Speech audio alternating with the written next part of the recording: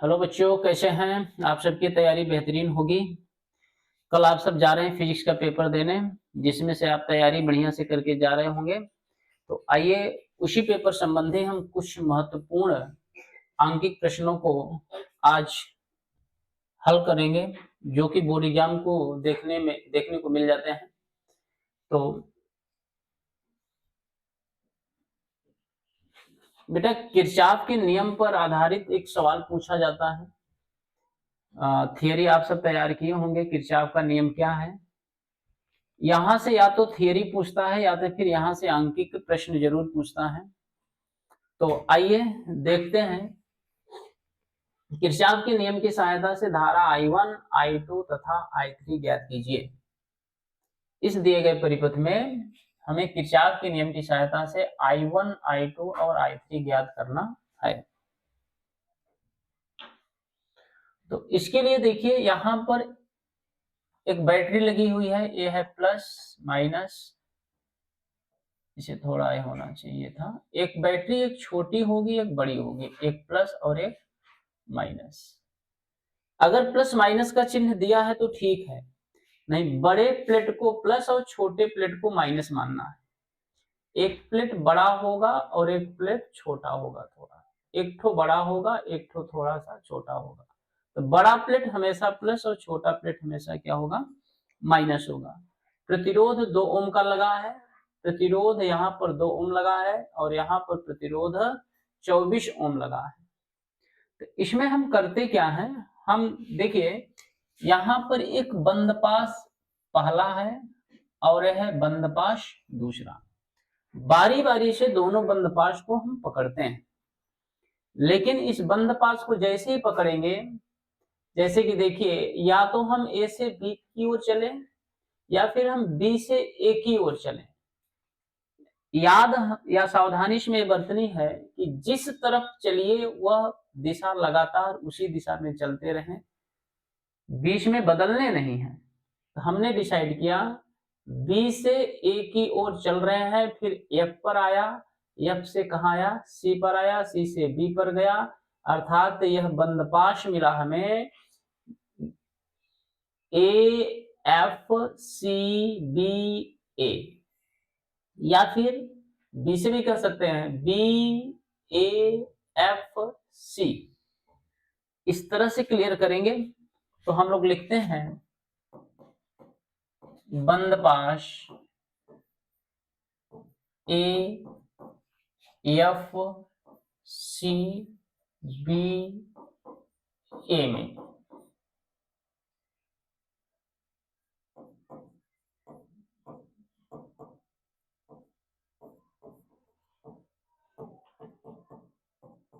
Kirchhoff के द्वितीय नियम से ए एफ सी बी ए में, किससे? किरचॉफ के द्वितीय नियम से। किरचॉफ का द्वितीय नियम क्या कहता है कि संगत प्रतिरोध और उसमें बहने वाली धाराओं के गुणनफल का बीजगणितीय योग उस बंदपाश में लगे हुए समस्त विद्युत वाहक बलों के बीजगणितीय योग के बराबर होता है। तो देखिए संगत प्रतिरोध मतलब इस 2 ओम में धारा कितनी बह रही है, I1, और इसमें धारा कितनी बह रही है 2 ओम में, I2। एक काम करिए, 2 में किसका गुणा होगा, I1 का, अर्थात 2I1। आगे बढ़ा, 2 ओम से कितनी धारा निकली, I1, 2I1।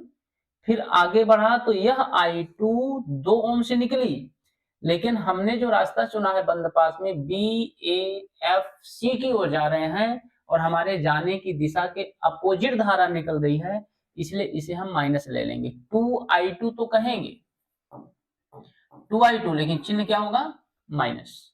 क्यों? क्योंकि हम इस रास्ते पर इधर की ओर चल रहे हैं, एफ से सी की ओर चल रहे हैं, और I2 जो है हमारे अपोजिट दिशा में निकल रही है, इसलिए क्या हो जाएगी, माइनस। फिर आगे बढ़ा तो कोई धारा नहीं है, बराबर बराबर का चिन्ह लगाइएगा। और बंद पास में कितने वोल्टेज है, एक यहाँ पर है E1 जो कि क्या है 11। फिर आगे बढ़ा तो ये क्या है 9, फिर क्या है 9। जुड़ तो जाता, लेकिन देखिए जब मैं ऐसे चल रहा हूं तो यह बैटरी हमारे चलने की दिशा में धारा दे रही है, इसलिए प्लस। जब इस पर मैं इसकी ओर चल रहा हूं तो ए अपोजिट दिशा में धारा दे रही है, इसलिए हो जाएगा ये माइनस। तो बना क्या, 2i1 माइनस 2i2 बराबर यहाँ पर 2 कॉमन दिख रहा है, कॉमन ले लिया तो i1 माइनस i2 बराबर 2 से 2 कैंसिल होगा, i1 माइनस i2 बराबर 1, समीकरण नंबर 1 समीकरण बन जाता है।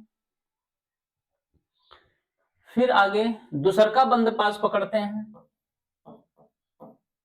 अगला बंद पास है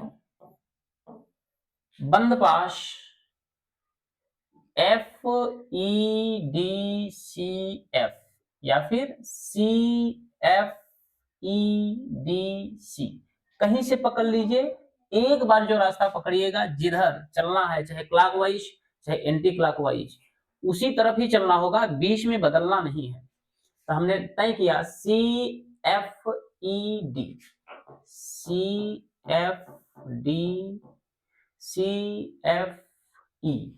मिस्टेक, सॉरी भाई। हाँ, C से F पर गया, F से E पर, E से D पर, D से C पर।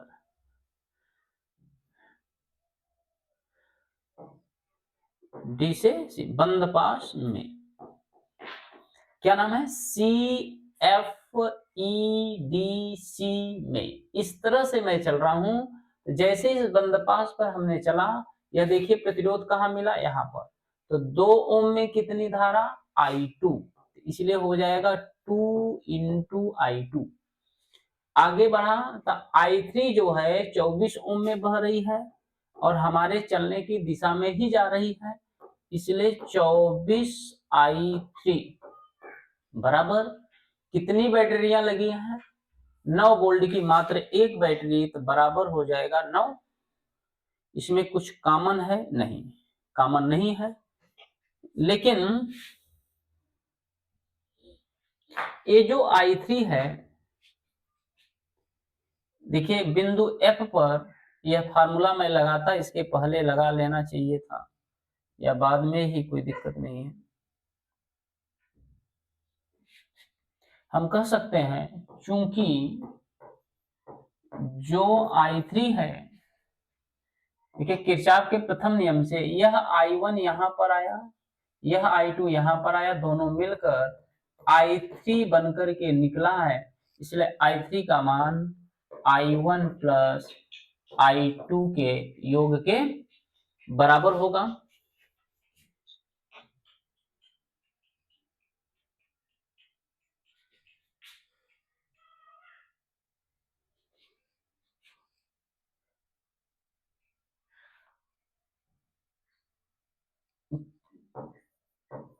इसलिए हम I3 के स्थान पे रख देंगे 2I2 प्लस 24I3, I3 के स्थान पे I1 प्लस I2 बराबर 9।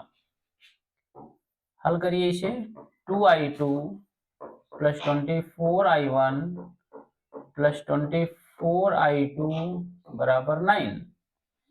I2 और यह I2 मिलकर क्या हो जाएगा, 24I1, 24 और 2 मिलकर 26I2 बराबर 9। कुछ कॉमन है, छोड़ दीजिए इसी पर। समीकरण नंबर 2, समीकरण 1 और 2 को हल कर लेते हैं। समीकरण 1 और 2 को हल करने पर समीकरण 1 व 2 को हल करने पर कैसे हल करेंगे, समीकरण की तरह। I1 I2 I1 I2 इन दोनों में मैं देख पा रहा हूं कि गुणांक बराबर नहीं है। किसी एक का गुणांक बराबर करते हैं, तो गुणांक बराबर करने के लिए हम क्या करेंगे, या तो 24 का गुणा समीकरण 1 में कर दीजिए तो 24I1 हो जाएगा, या फिर 26 अर्थात 26 का गुणा I2 में कर दीजिए। हम क्या करते हैं, 24 का गुणा समीकरण 1 में करते हैं,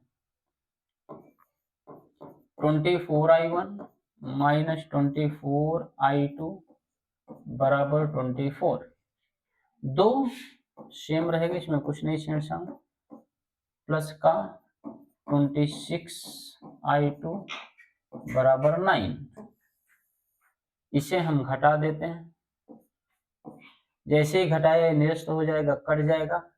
24 प्लस माइनस 26 मिल करके कितना होगा 30 और 30 माइनस 50i2। 24 में से 9 निकल जाएगा तो क्या बचेगा 15। तो i2 बराबर हो जाएगा -15/50। i2 बराबर 5 से इसको अगर हम कैंसिल करें तो 5 15 -3/10 एम्पियर। i2 का मान आया -3/10। समीकरण 1 में रख दीजिए। समीकरण 1 से समीकरण 1 क्या कहता है, i1 माइनस i2 बराबर 1। तो i2 की वैल्यू कितनी हो जाएगी -3/10 बराबर 1। माइनस माइनस मिलकर क्या होगा प्लस 3/10 बराबर 1। i1 बराबर 1 माइनस 3/10। हल करिए इसे, 10 के 10 माइनस 3 क्या बचेगा 7/10 एम्पियर। i1 की वैल्यू यह आ गई। फिर हमने अभी कहीं पे कहा था, चूंकि i3 का मान i1 प्लस i2 के योग के बराबर है, इसलिए i3 बराबर i1 का मान 7/10, i2 का मान -3/10। हल होकर 7 में से घट करके क्या बचेगा 4/10 एम्पियर, या इसी को 2/5 एम्पियर। अंततः हमारा जो आंसर मिला, अतः i1 की वैल्यू जो मिलकर आई 7/10 एम्पियर, i2 की वैल्यू जो मिलकर आई कितना निकला भाई, हाँ -3/10 एम्पियर, और i3 की वैल्यू जो निकल कर आई 2/5 एम्पियर। इस तरह से आंसर है। किरचॉफ के नियम की सहायता से इस टाइप के सवाल पूछी जाती है, तो इसलिए फिगर दिया होगा और धारा का मान पूछ लेगा। तो इसी आधार पर बच्चों एक सवाल और है, देखिए इसको ट्राई करिए।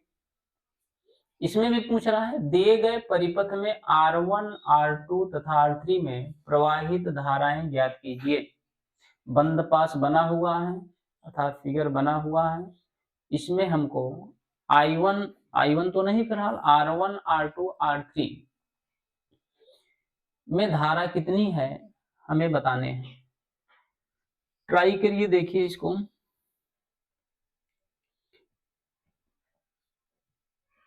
अच्छा, इसमें कंफ्यूजन की बात यह है कि इसमें कहीं बिंदु का नाम नहीं दिया, तो ऐसे सवालों में हम अपने से नाम दे सकते हैं, जो इच्छा कहे, A, B, C, D, E, F।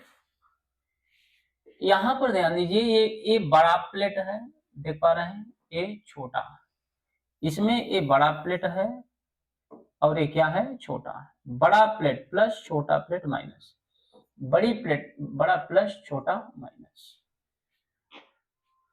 और हम अपनी इच्छा अनुसार ए धारा किधर, हमेशा बैटरी किधर देती है, माइनस से प्लस की ओर धारा देती है, तो ए धारा इस तरफ निकालेगी अर्थात इस दिशा में। हमने नाम दिया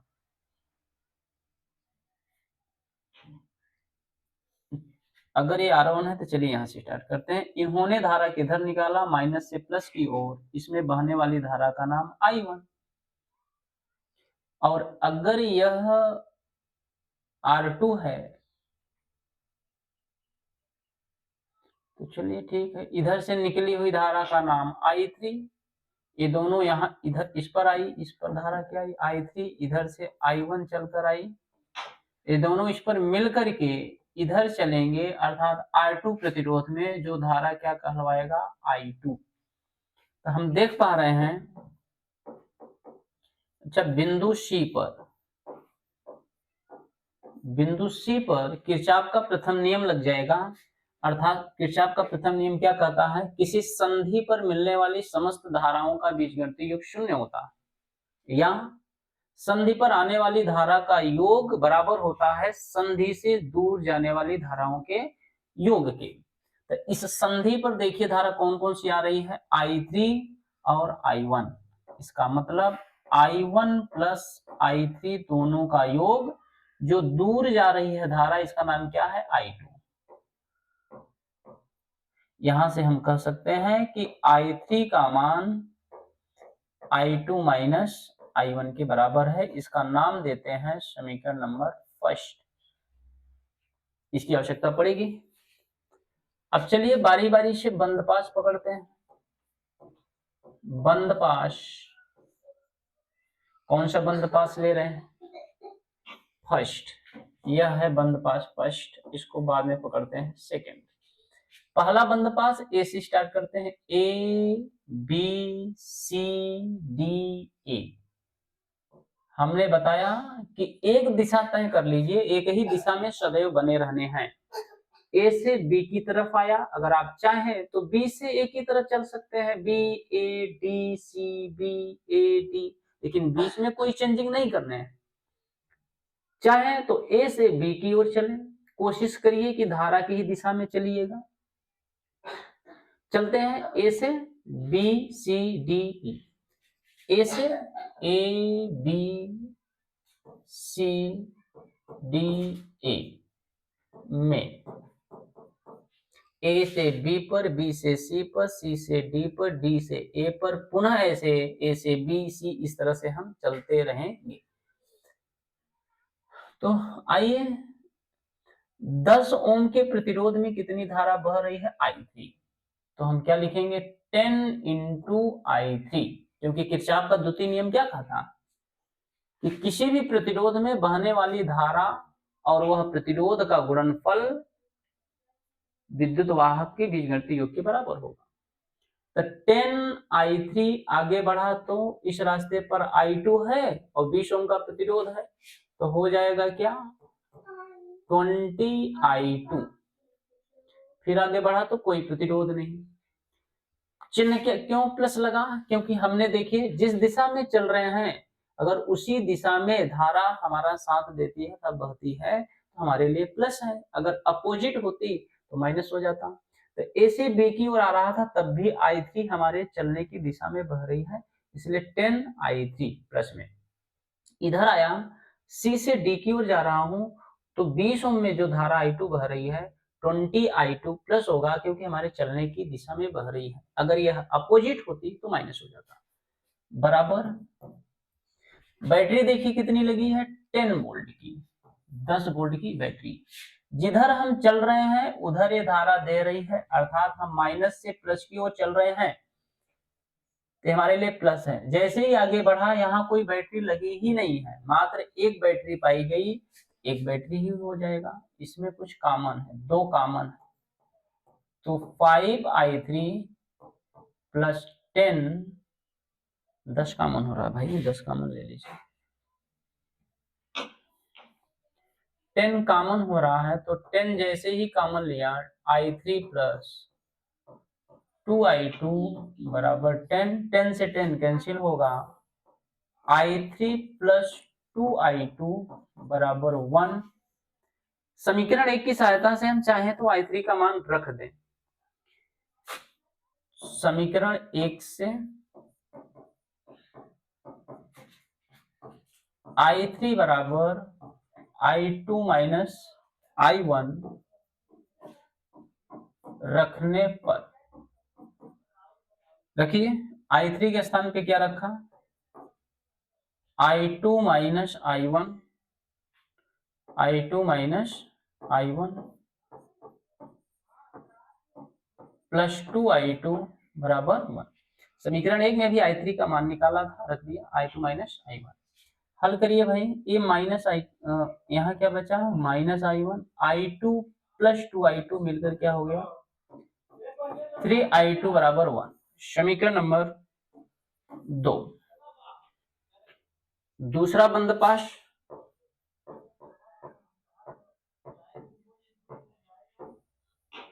आगे दूसरा बंदपाश पकड़ते हैं, CEFDC, CEFDE में, CEFDC, C है यहाँ, इसको C मानिएगा, ऐसे रुकी मिलते, CEFD, CEFDC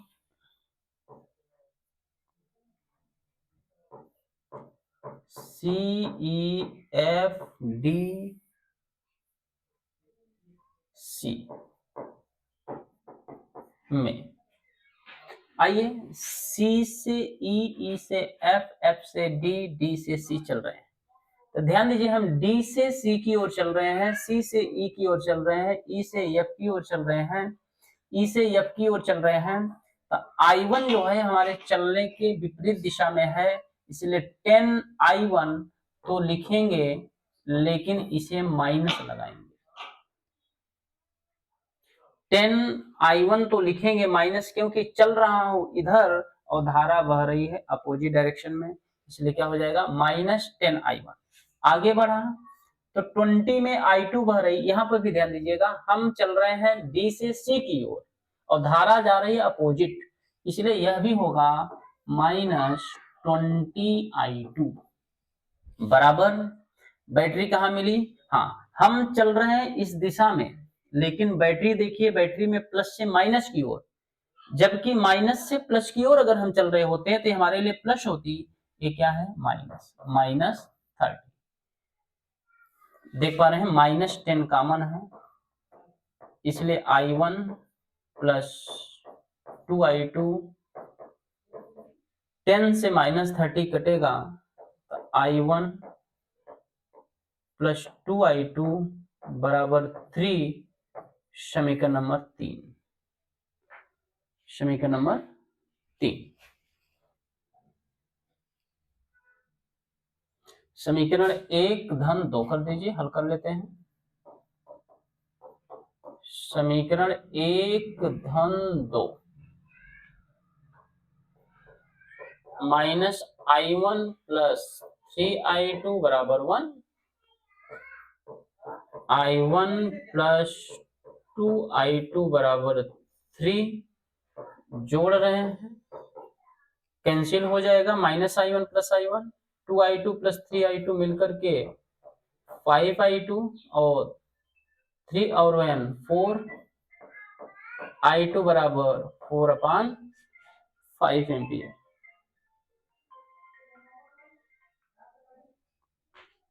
I2 बराबर क्या मिल गया, 4/5 एम्पियर। अब यह I2 समीकरण 2 में रख देते हैं, समीकरण 2 से, समीकरण 2 क्या है, -I1 + 3I2 बराबर 1,